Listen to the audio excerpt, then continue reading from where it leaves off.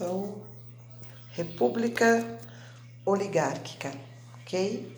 De 1894 até 1930.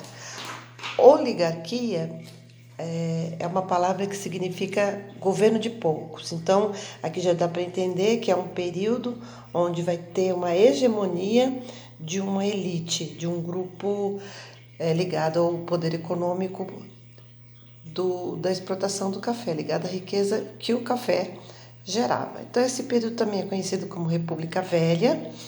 E alguns anos atrás falava-se café com leite. Hoje a gente não usa mais esse termo, prefere-se então café com política, porque não é tão simples como se falava na época.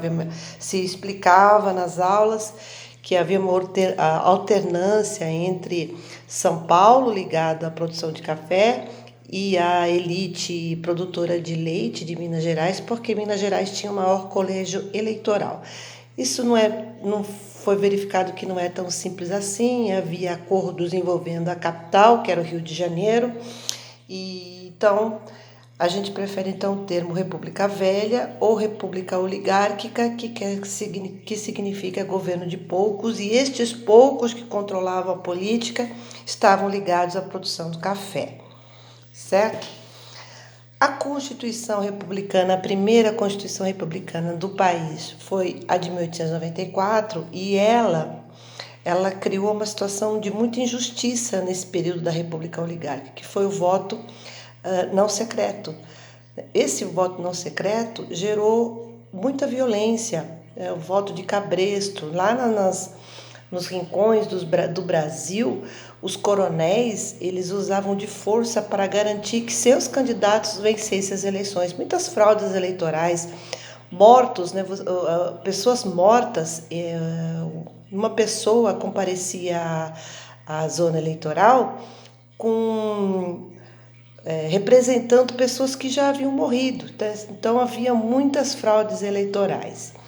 Os coronéis usavam de força nos municípios para garantir as eleições dos candidatos que interessavam a esse poder político ligado à República Velha, e tinha a política dos governadores que era troca de favores.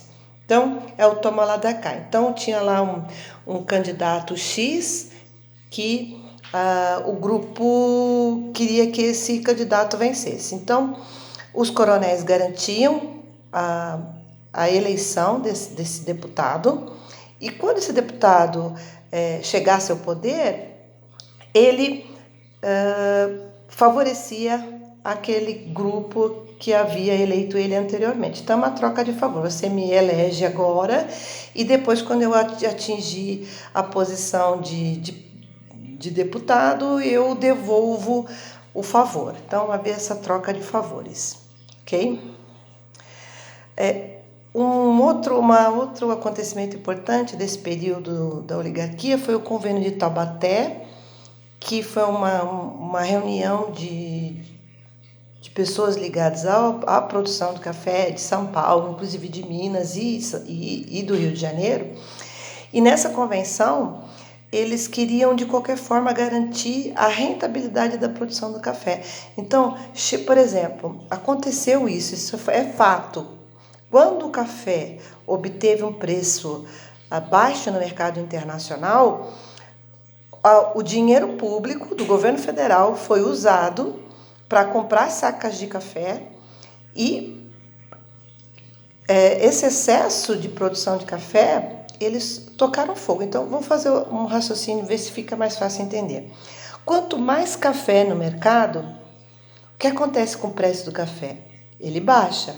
Então, se no mercado exterior o preço do café não estava vantajoso, estava em queda, eles não mandavam essas sacas para o exterior, eles as mantinham aqui, e para não ficarem no prejuízo, dinheiro público era utilizado para comprar essas sacas de café, e para assim manter o preço do café rentável no mercado exterior. Um absurdo, uma verdadeira aberração, usar dinheiro público para garantir o lucro dos cafeicultores aqui.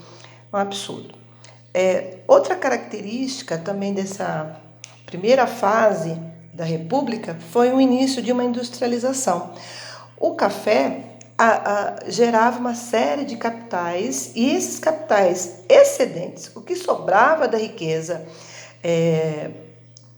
gerada pelo café, que não era reinvestida na própria agricultura do café, então havia uma sobra de capitais e de riquezas geradas pela exportação do café. Então, nessa sobra de capital, eles usavam essa sobra de capital para reinvestir no setor da indústria, para montar, por exemplo, uma empresa de sapato, uma indústrias, enfim. Então, quanto mais o café era essa força econômica, os capitais gerados pela exportação do café vai ser reinvestido no setor da industrialização, certo?